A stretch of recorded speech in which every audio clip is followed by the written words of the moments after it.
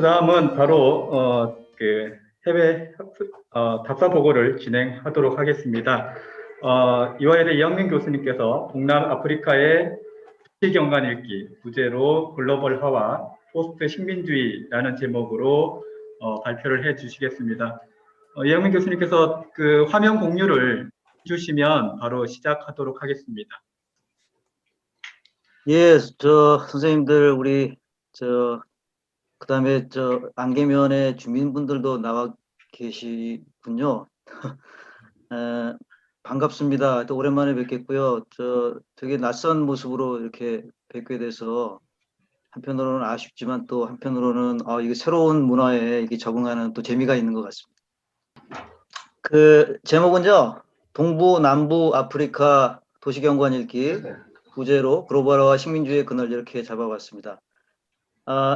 작년이죠. 그러니까 코로나 사태 직전에 작년 제가 10월, 11월 한 3주 정도 아프리카를 혼자서 한번 여행을 했었습니다. 저는 뭐 이 여행하는 게 저의 그 연구의 대부분 출발점이고요. 그래서 낯선 것들을 이렇게 바라보는 것들을 되게 좋아합니다.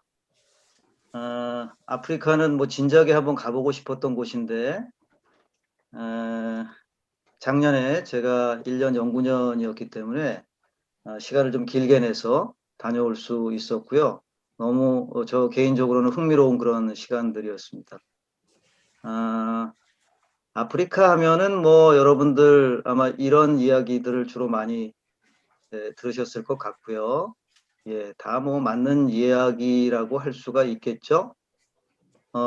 그런데 이제 보면은 참 대부분 다 좀 부정적인 그런 이야기들입니다. 좀 긍정적이고 희망적인 이야기를 들을 기회가 참 없습니다. 근데 저는 뭐 개인적으로 뭐 사람 사는 곳에서는 그래도 희망이 있는 곳들이 분명히 있지 않겠는가라는 생각을 하고 있고요. 그런 긍정적이고 희망적인 모습들을 보기 위해서 여행에서 상당히 노력을 많이 했습니다. 여러분 잘 아시다시피 아프리카는 우리 생각보다 훨씬 크고요. 내부적으로 대단히 다양한 모습들을 가지고 있습니다. 오늘 저와 함께 아프리카 한번 여행을 떠나셔서 얼마나 다양한지를 한번 보시겠습니다. 예, 아프리카는 뭐 이런 식민 제국주의의 흔적들이 많이 남아 있을 수밖에 없는 곳이라는 거. 예, 뭐 종족 분쟁의 문제, 예, 종교 갈등의 문제 뭐 등등 상당히 뭐 부정적인 그런 이미지들이 많습니다. 자, 한번 들어가 보시겠습니다. 그래서 아프리카의 주요 항공망이 뭐 이거보다 훨씬 더 복잡하게 되어 있지만 대략 아프리카로 들어가기 위해서는 세 개의 그 관문 도시를 통하는 것 같습니다. 에티오피아의 아디스아바바고요, 케냐의 나이로비, 그다음에 남아프리카 공화국의 요하네스버그, 이렇게 세 개의 도시로 주로 들어가는 것 같고요.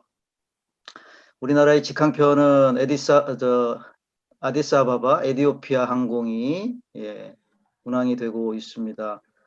상대적으로 서아프리카보다는 동아프리카, 남아프리카 지역이 뭐 여행의 인프라가 좀 더 잘 되어 있기 때문에 외국인들의 이 여행 관광이 주로 이제 이곳을 통해서 이루어지고 있다는 것을 우리가 짐작을 할 수가 있겠고요. 오른쪽에 보이는 그 지도는 아프리카 대륙의 그 도로망입니다. 그 종단, 횡단 도로망인데요. 계획은 되어 있는데 중간중간에 다 끊어져 있어서 육로 교통을 이용하기가 참 쉽지가 않습니다. 자, 그래서 제가 뭐 시간 관계상 빠른 속도로 좀 진행을 하겠습니다. 에티오피아 항공을 타고 들어갔는데요. 예, 그 좌석 앞에 위에 있는 요 글씨들, 이게 이제 에티오피아 어입니다. 상당히 좀 독특한 글씨를 가지고 있고요. 아주 오래된 그 문자 체계입니다. 비행기 타고 가면서 제 옆자리 주변에 앉아 계셨던 분들이 뭐 이런 분들이었는데요. 예, 나이지리아에서 사업하는 그 흑인 사업가가 있었고요. 자동차 중고 부품 관련 무역업을 하고 있는 사람이었고요. 예, 나이지리아랑 한국을 왔다 갔다 하면서 비즈니스를 하고 있었습니다. 이 자동차 중고 부품 관련해서는요, 저 인천의 송도에 가면 아주 넓은 또 부지가 있습니다. 그래서 이게 이제 상당히 개발도상국과는 개발도상국에서는 이제 떠오르는 비즈니스인 것 같습니다. 그다음에 또 한 분은요, 브라질 교민인데 이 아프리카를 거쳐서 들어가고 있었어요. 그러니까 브라질이라는 곳이 그 한국에서 가장 먼 곳 대척점이기 때문에 뭐 어느 쪽으로 가나 비슷한데 아무래도 이제 에티오피아 항공이 좀 저렴하다 보니까 이렇게 거쳐가는 것 같았습니다. 12시간을 더 가야 된다고 하고 하더라고요. 그다음에 또 한 분은 탄자니아의 다르에스살렘의 교회 봉사가는 아주머니를 한 분 만났습니다. 신라면 한 박스를 아주 소중하게 들고 그 통관이 안 될까 봐 대단히 걱정하던 그런 모습이 기억이 납니다. 뭐 비행기 안에서 만나신 분들을 통해서 아프리카와 우리가 이제 어떤 관계에 놓여 있구나라고 하는 것을 살짝 좀 느껴볼 수가 있었습니다. 뭐 아프리카 들어가니까 이제 막 그 문자 메시지가 쏟아져 들어옵니다. 아까 제가 말씀드렸듯이 역시 대단히 부정적인 그런 이미지가 이제 강화될 수밖에 없는 그런 모습이고요. 자, 나이로비에 도착을 했습니다, 제가.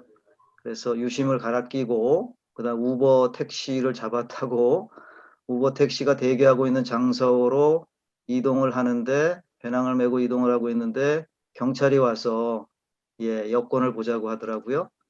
그래서 보여줬더니 그 입국 심사 받을 때 그 도장이 날짜가 좀 흐릿하다고 다시 받아오라고 그러더라고요. 뭐 당황스러웠지만 이거 부패한 경찰들이 많다는데 바로 이 사람들이구나라고 하는 생각을 하게 됐습니다. 그래서 거기서 뭐 옥신각신하다가 우리나라 돈으로 한 3천 원 정도 되는 돈을 그냥 현장에서 삥 뜯기고 속된 말로 그리고 택시를 탔습니다. 그 우버 택시 기사가 그런 경우는 돈을 줘야 된다 이렇게 이야기를 하더라고요. 시내로 이제 들어가다 보니까요. 대단히 복잡합니다. 나이로비는 뭐 여러분들 잘 알다시피 지금 국제기구가 밀집되어 있는 아주 글로벌 도시로 성장을 하고 있습니다. 곳곳에 교회, 영국 개신교 교회도 보이고요. 시내 한복판에 이 모스크, 마스지드죠. 보이고요. 뭐 개신교 복음교회도 이렇게 볼 수가 있고요. 그래서 다양한 종교들이 밀집되어 있다라고 하는 것을 보면서 제가 이제 오늘 뒤에서 또 말씀드리겠는데 종교 간의 갈등이 뭐 늘 그 이슈가 되지 않습니까? 그런데 그냥 평화롭게 서로의 종교를 인정하면서 그렇게 잘 지내는 곳들도 많다라고 하는 것을 한번 살펴보시도록 하겠습니다.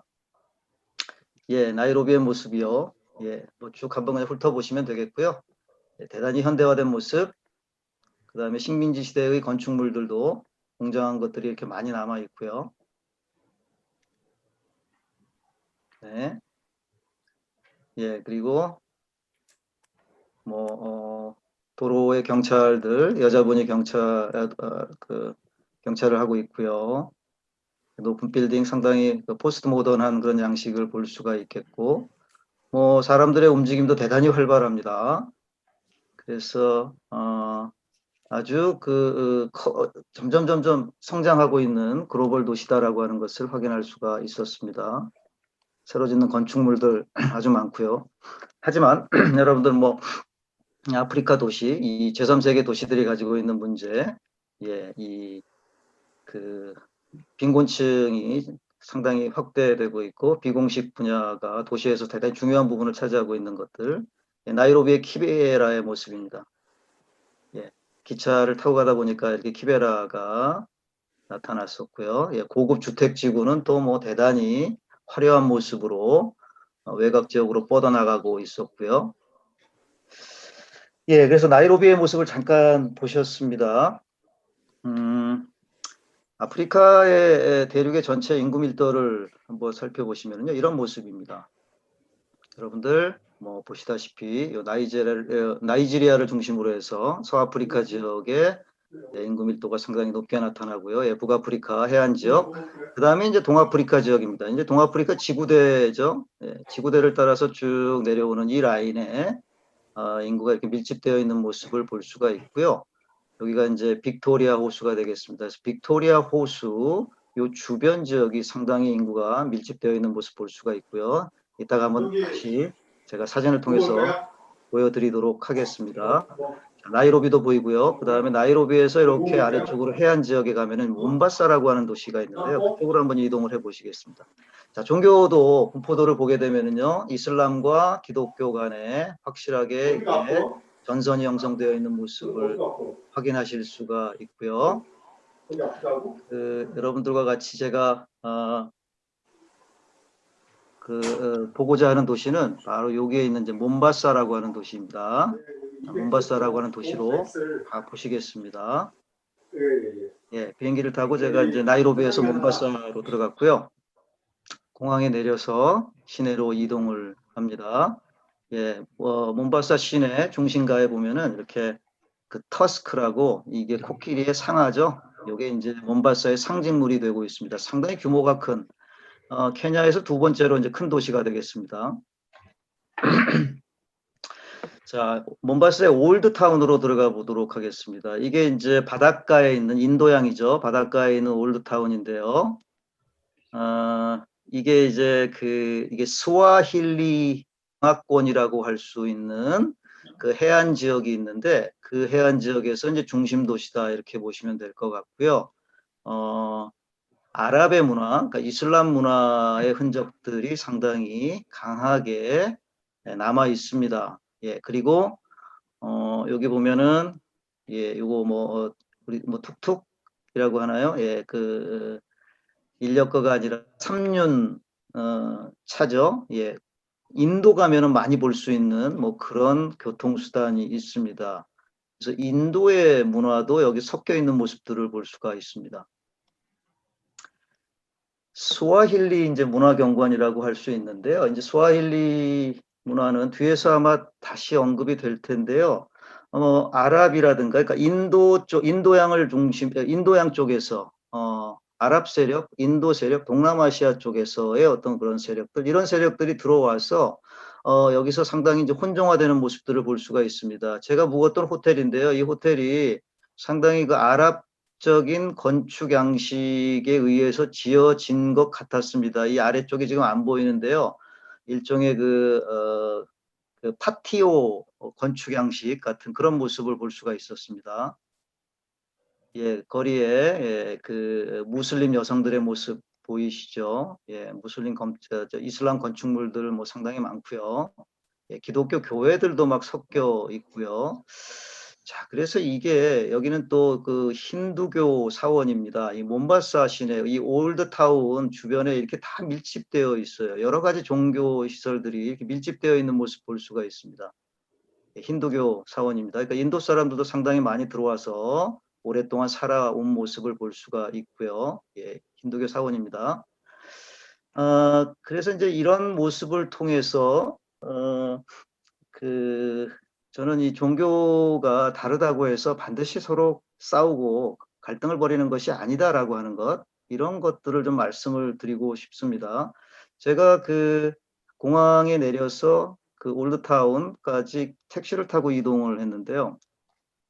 그 택시 운전사가 침례교 신자였습니다. 개신교 신자였습니다. 아버님이 심지어는 목사님이었고요. 자신도 대단히 열성적인 기독교 신자인 것 같았습니다. 그런데 이렇게 시내 들어가면은 아무래도 이제 제3세계 국가들 시내 교통 체증이 아주 심하지 않습니까? 이렇게 차가 멈춰 있는데 그 주변적으로 막 걸어가는 사람도 있고 다른 차 운전하는 사람도 있고 서로 막 이렇게 대화를 나누는데 보니까 뭐 친구들이 아주 많아요. 그 택시 기사가. 근데 뭐 이 이슬람 복장을 한 친구도 있고 뭐 힌두교 신자들, 인도 사람의 얼굴을 한 사람들도 있고요. 서로 다 이렇게 친구처럼 아주 친밀하게 소통하는 모습을 볼 수가 있었습니다. 자, 이 몬바사에는요, 이 인도양 해안가에 포트 지저스라고 하는 요새가 있습니다. 이 요새도 상당히 흥미로운 곳인데요. 이게 아마 유네스코 세계문화유산으로 지정이 되어 있는 곳으로 알고 있는데요. 이제 포르투갈 사람들이 들어가서 지은 이제 요새가 되겠습니다. 포르투갈 세력들이 이제 식민제국주의 초창기 시절에 아프리카의 해안을 따라서 쭉 이제 훑어서 아시아 쪽으로 넘어갈 때 이제 해안에 있는 이 몬바사까지 진출해서 이렇게 요새를 만드는데요. 예, 이제 요새 들어가는 입구가 되겠고요. 들어가면 이렇게 넓은 안에 요새 내부의 모습입니다. 자, 인도양의 모습이 보이죠. 그래서 인도양에 있는 이게 산호초 위에 이제 건립된 요새입니다. 안에 들어가면 이제 많은 그 유물 유적들이 이렇게 또 전시가 되어 있는 모습 볼 수가 있습니다. 사실 이 포트 지저스는 포르투갈 세력들이 개축을 하긴 했지만요. 그 이전에 이미 오스만 투르크 세력들에 의해서 건립이 됐던 그런 요새였다고 합니다. 근데 이제 포르투갈 세력들이 와서 이제 개축을 하게 되고요. 그 이외에도 다양한 문화의 흔적들이 층층이 이렇게 층위를 이루고 있습니다. 그래서 여러분들 이 앞에서 지금 제가 이게 사진이 죄송합니다. 이게 사진이 겹쳐가지고 보이지가 않는데요. 심지어는 그 몽골 제국의 그런 건축 양식도 상당히 많이 반영된 것을 제가 확인할 수가 있었고요. 그 몽골의 그 게르를 이동식 가옥 있지 않습니까? 그 게르의 모습을 그, 그 벽에 담에 맨 꼭대기에 이렇게 뾰족뾰족하게 이렇게 세워놓는 그런 모습으로 장식되어 있는 것들도 볼 수가 있었고요. 그 다음에 이게 이제 중국의 도자기라든가 동전 같은 것들이 이 주변에서 이제 발견되는 모습들도 확인할 수가 있습니다. 이게 이제 정화가 대선단을 이루어서 바로 인도양을 누비고 다녔지 않습니까? 이 인도양 그 백길의 가장 이제 그 서쪽 끝 아프리카 해안 지역이 바로 이 몬바사와 이 주변 지역이라고 합니다. 그래서 이 인도양을 무대로 한 여러 다양한 세력들이 상당히 활발하게 서로 움직이면서 교류가 있었던 곳으로 그렇게 역사학자들이 지금 밝혀내고 있고요. 그리고 우리가 잘 알고 있는 뭐 실크로드 중에서도 뭐 해안길이죠. 비단길뿐만 아니라 이제 초원길, 오아시스길 뭐 등등 여러 가지가 있는데 그 중에 이제 해안 루트에 이제 이 몬바사도 속해 있었던 것으로 보입니다. 과거에 이런 중국 사람들의 흔적들이 남아 있는데요. 지금 현재 이 중국의 또 이 영향력이 아프리카에서 대단합니다. 그래서 곳곳에 중국어 간판을 달고 있는 여러 기업들이 와서 활동하고 있는 모습 볼 수가 있고요. 예, 이 중국 음식점도요, 이렇게 예, 중국 한자를 써놓고 이렇게 영업하는 그런 큰 음식점들도 상당히 많이 있었습니다. 예, 실크로드의 그 지도인데요. 여기 보시면 아프리카 해안 쪽으로 상당히 많이 이렇게 내려가고 있는 모습들을 여러분들이 확인하실 수가 있습니다. 예, 이게 이제 해류의 어떤 방향과 관련된 건데요. 이제 참고해 주시고요. 자, 그다음에 이제 아프리카의 이제 철도망을 보시겠습니다. 이 철도망은 뭐 우리가 뭐 여러분들 잘 알다시피 이게 뭐 이게 대단히 식민 제국주의적인 그런 지역 구조다라고 우리 교과서에도 나와 있죠. 실제로 이런 모습으로 지금 설치가 되어 있고요.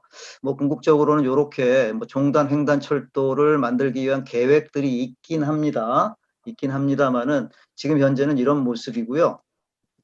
이 중에서 제가 케냐에 이제 부설되어 있는, 그러니까 몬바사고요. 이 해안 지역이 몬바사가 되겠고, 그 다음에 이제 빅토리아 해수 거쳐서 우간다까지 가는 요 철도가 지금 운항 중에 있습니다. 운행되고 있는데 여기서 몬바사에서 나이로비까지 가는 구간, 그 기차를 타고 한번 이동을 해봤습니다. 예, 이게 몬바사 역이고요. 상당히 현대화된 모습이죠. 자, 이 건물과 이 철도는요, 중국에서 만들었습니다. 중국 자본이 투입이 돼서 만들어졌다는 거. 예, 검문 검색 상당히 심하고요. 예, 새로 만든 그 기차 역사라 아주 현대식 깔끔하게 이렇게 정비가 되어 있습니다. 예, 이렇게 이게 일종의 고속철도거든요. 그래서 정복을 입은 승무원들이 저렇게 손님을 맞이하고 있고요. 예, 이제 여러 승객들의 모습 볼 수가 있고요. 저와 같이 이동했던 이 두 분인데요. 이 어린 친구가 이 초등학교 3학년에 다니는 친구였는데 혼자서 지금 자기 그 친척 집에 가고 있는 중이었습니다. 근데 저 친구랑 얘기하다 보니까 이제 이 친구랑 이제 친해져가지고 한국말로 기차가 뭐냐고 물어보더라고요. 그래서 제가 이제 기차라고 했더니 막 깔깔 웃더라고요. 스와힐리어로 그게 미친 사람이란 뜻이라는 겁니다.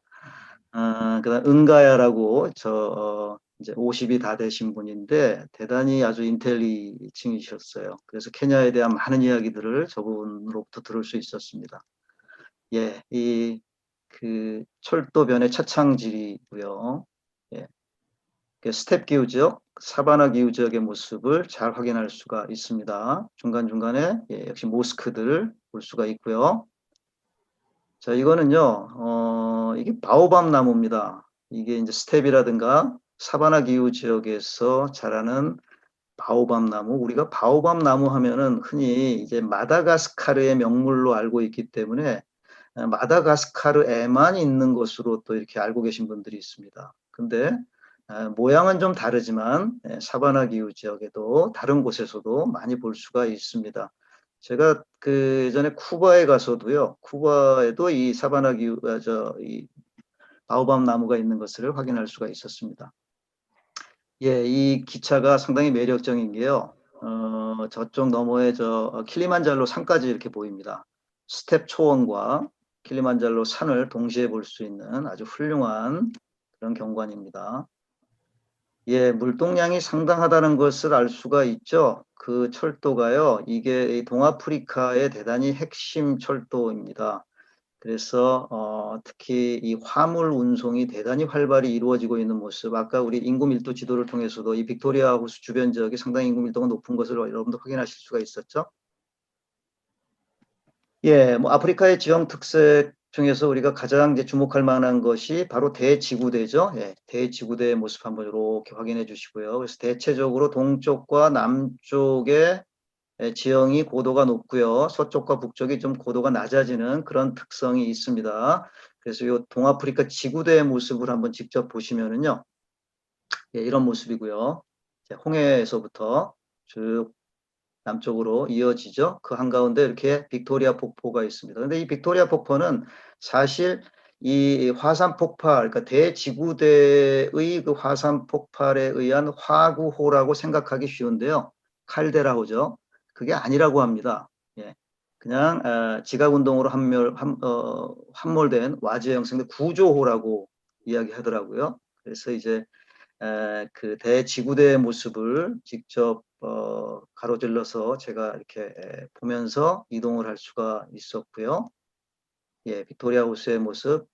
예, 이게 이제 자연지리적으로 대단히 중요한 그런 특성을 가지고 있지만 또한 인문지리적으로도 인구가 집중되어 있는 곳이다라고 하는 대단히 주목할 만한 그런 지역입니다. 보시겠습니다. 그래서 빅토리아 호에 제가 도착을 했고요. 무소마라고 하는 조그만 도시의 모습입니다. 아주 한가로운 그런 그 마을이었고요. 하지만 우리가 아프리카 하면 어떤 편견을 가지고 있죠. 뭐 가난한 곳이다. 예, 가난한 곳이 맞지만 그 아주 절박한 그런 가난함은 아니다라고 하는 것을 제가 현장에서 확인할 수가 있었습니다.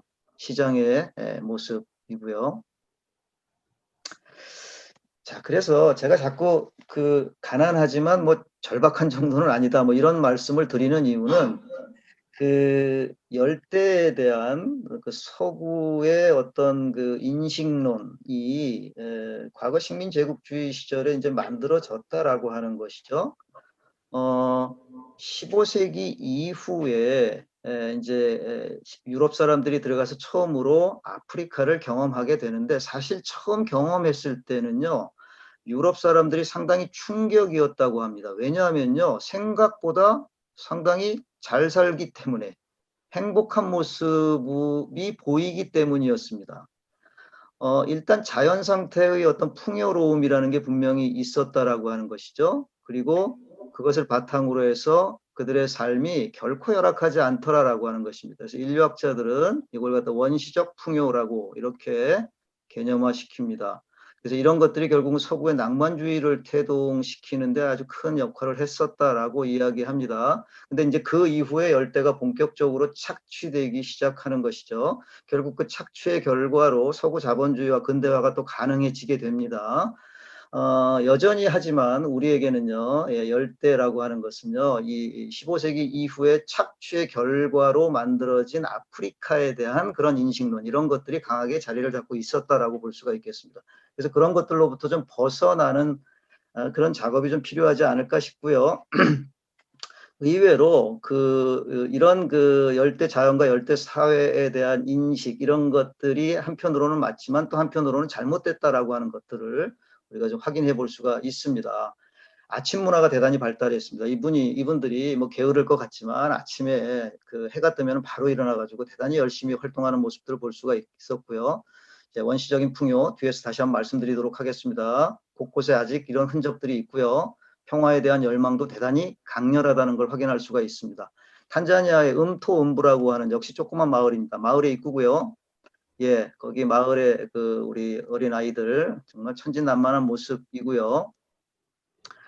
자, 이 음토인부 탄자니아의 이게 세렝게티 초원의 동쪽 끝 부분이 되겠는데요. 이 부분은요, 예, 이게 뭘까요, 여러분들?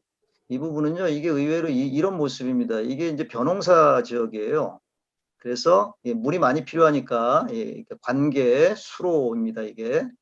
예, 그래서 아주 벼농사가 잘 이루어지고 있는 모습을 확인할 수가 있었고요. 같이 갔던 지금 보고 있는 분이 캐나다 분인데, 이 캐나다 사람은 이 별을 처음 봤대요. 예, 그래서 상당히 신기하게 지금 들여다보고 있는 그런 모습입니다. 예, 역시 응고롱고로 세렝게티 초원과 가까운 곳이기 때문에 이렇게 유목하는 사람들, 예, 이제 마사이족들입니다. 이분들이 또 이런 가축대를 몰고 이동하는 모습 볼 수가 있고요. 자, 마을의 입구인데 제가 이 마을에 가서 바로 이제 그런 원시적 풍요라는 게 혹시 이런 게 아닐까라는 인상을 받았습니다. 곳곳에 이렇게 열대의 작물들이 자생을 하고 있습니다. 보면은요, 그래서 요건 이제 농사를 직접 짓는 거고요. 그래서 무슨 감자라든가 고구마라든가 이런 것들 많이 재배가 되고 있고요. 바나나도 예, 그냥 야생의 바나나가 있는가 하면은 이렇게 플랜테이션 형식으로 이렇게 대규모로 경작하는 바나나 밭도 있고요. 예, 여기도 이게 이제 감자고요. 그다음에 이게 뭐죠? 이게 파파야입니까? 예, 열대 작물들 뭐 그냥 그 마을에 전체 그냥 널려 있습니다. 그리고 요거는 이제 작은 상점입니다. 상점인데요. 가까이 보시면 이런 모습입니다. 예, 이게 가게인데 이게 주인이 지금 안 보이죠? 그냥 뭐라고 해야 되나요? 이거 자율 가게입니다. 그냥 알아서 예, 그냥 이렇게 돈을 내고 가져가는 그런 뭐 일종의 무인 가판대입니다. 예.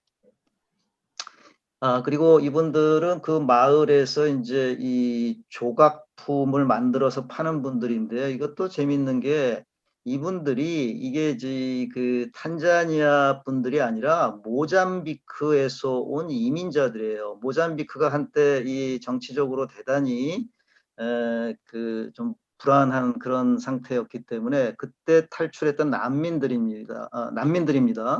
근데 이렇게 이민자들도 예, 아주 넉넉하게 포용을 하고 이렇게 살고 있는 모습을 볼 수가 있습니다. 예, 뭐 축구 경기를 하고 있는 모습이었고요. 그래서 열대가 우리 생각만큼 그렇게 아주 열악한 것은 아닌 그런 곳들도 있다라고 하는 것을 좀 여러분들 확인해 주시면 좋겠고요. 자, 탄자니아의 모시에 아이고 이거 제가 죄송합니다. 이게 애니메이션 처리가 안 돼서 그냥 한꺼번에 나왔는데요. 이건 그냥 생략을 하는 게 좋을 것 같습니다. 자, 여기는 역시 탄자니아 모시, 이게 이제 모시라고 하는 그 도시는 킬리만자로 산을 올라가는데 이제 관문 도시 역할을 하고 있는데 저는 그 모시에서 한 1시간가량 떨어져 있는 킬리만자로 산 중턱의 마테루니 마을, 이 마을로 한번 들어갔습니다. 이 마을은 이제 유기농 커피가 넓게 재배되고 있는 곳이었고요. 올라가다 보니까 이렇게 또 기독교 교회도 볼 수 있고요. 예. 그리고 제가 간 날 마침 일요일이었기 때문에 교회로 가는 마을 주민들이 막 이동하는 모습들을 또 볼 수가 있었습니다. 마테로니 마을의 입구고요. 예, 유기농 커피를 직접 따는 그런 모습입니다. 예, 이거는 뭐 이제 가공하는 모습이기 때문에 쭉 한번 제가 그냥 이어서 보여드리도록 하고요. 이게 이제 이 친구들의 전통 음악인데요. 요것도 한번 이건 감상을 한번 하실까요? 지금 시간이 어떤지 모르겠습니다. 시간이 안 되겠죠? 예, 그럼 요건 그냥 생략을 하도록 하겠습니다. 예. 그리고 나서 이제 빅토리아 폭포로 제가 이동을 했는데요. 빅토리아 폭포하고 주변 지역 한번 보시겠습니다. 예, 이게 이제 빅토리아 폭포, 잠비아 쪽의 빅토리아 폭포 입구가 되겠고요. 예, 이렇게 다리가 놓여져 있고 대협곡 사이로 이렇게 물이 쏟아져 내리는 모습 볼 수 있는데 제가 방문했던 시기가 사바나의 건기가 이제 시작되는 그런 시기였습니다. 건기가 한참 진행이 되던 시기였죠. 그래서 물이 말라 있는 모습 볼 수가 있습니다. 예, 잠베지강 위에 놓여 있는 다리인데 저게 이제 국경이고요. 잠비아와 짐바브웨 국경입니다. 국경 넘어서 이쪽 짐바브웨 쪽으로 왔더니 역시 또 짐바브웨 쪽에서 볼 수 있는 그 빅토리아 폭포의 입구가 되겠습니다. 빅토리아 폭포는 원주민 언어로 모시오야 툰야라고 합니다. 이게 천둥치는 연기라는 뜻이라고 합니다. 그런데 이게 이제 뭐 지명의 제국주의라고 할까요? 예, 영국 사람들이 들어와서 빅토리아 폭포, 빅토리아 여왕의 이름을 따서 이름을 그렇게 지어버렸죠. 예, 이분이 이제 이 곳곳에 동상으로 남아 있는데요. 뒤에서 뭐 다시 보시도록 하겠습니다. 예, 폭포의 모습이고요. 자, 리빙스톤입니다. 잠비아의 이제 리빙스톤의 모습인데요. 잠베지강의 모습이고요. 예, 건조한 스텝 사바나 기후 지역인데 그곳이 이제 최근에 농경지로 바뀌는 모습, 원형 농경지의 모습 볼 수가 있고요. 예, 리빙스톤 시내의 모습입니다. 그래서 바로 이분인데요. 이게 이제 데이비드 리빙스톤, 그 유명한 아프리카의 탐험가 겸 선교사 겸 뭐 의사였다고 하죠. 이분은 아프리카 사람들이 상당히 추앙하시는 것 같습니다. 좋아하시는 것 같습니다. 그러니까 제국주의적으로 자신들을 착취를 했다라고 보지 않는 그런 분입니다. 그래서 많은 또 은혜를 베풀었다라고 흑인들조차도 그렇게 생각을 하시는 것 같습니다. 이분의 박물관이 여기에 있고요. 예, 바로 이분이었습니다. 그런데 데이비드 리빙스톤과 더불어서 이렇게 비교가 되는 인물이 바로 이 세실 로즈라고 하는 인물인데요. 이게 이제 영국 제국주의 시절에 대단히 악명 높은 정말 제국주의자였습니다. 이번에 이 동아프리카 지역을요. 이게 이제 보면은 이게 동아프리카의 이제 식민지 모국이 어떤 국가들인가를 보여주는 건데 요 분홍색 요 부분 요 부분이죠. 요 부분이 다 영국의 식민지였습니다. 중간에 탄자니아만 제외하고 나머지가 다 이렇게 영국의 식민지였고요. 그러니까 동아프리카 지구대를 따라서 쭉 내려가는 것이죠. 탄자니아도 여기 독일이 지배를 하다가 1차 세계대전 끝난 이후에는요. 결국은 영국이 실질적인 지배를 하게 되는 곳입니다. 그래서 이집트에서부터 케이프타운까지 이게 쭉 영국의 식민지가 동아프리카 지역에서 이렇게 연결이 됐습니다. 세실 로즈는 이곳을 전부 다 영국 땅으로 만들려고 했었습니다. 그래서 철도를 부설할 계획을 세웠고요. 실제로 진행하다가 이제 결국은 완성을 하지는 못했죠. 최근에 이제 작년 올해 인종차별 문제가 전 세계적으로 이제 이슈가 됐을 때 이분의 이 동상이 이렇게 허물어지는 그런 일들이 있었습니다. 영국의 옥스퍼드 대학 캠퍼스에 보면은 아직도 이분의 동상이 이렇게 남아 있다고 해요. 예. 근데 또 흥미로운 것은요. 이 잠비아 리빙스톤에 유대인들이 들어가서 또 활동을 했다라고 하는 겁니다. 바로 이 철도 부설 공사와 관련이 있었던 것 같습니다. 그래서 리빙스톤 시내에 유대인 박물관과 그다음에 철도 박물관이 동시에 같은 자리에 위치를 하고 있습니다. 그래서 이게 이제 유대인 박물관, 유대인들의 당시의 삶의 흔적들을 이렇게 잘 전시를 해놓은 그런 곳이 되겠습니다. 자, 이상으로 제가 좀 두서없이 그냥 빠른 속도로 말씀을 드렸습니다.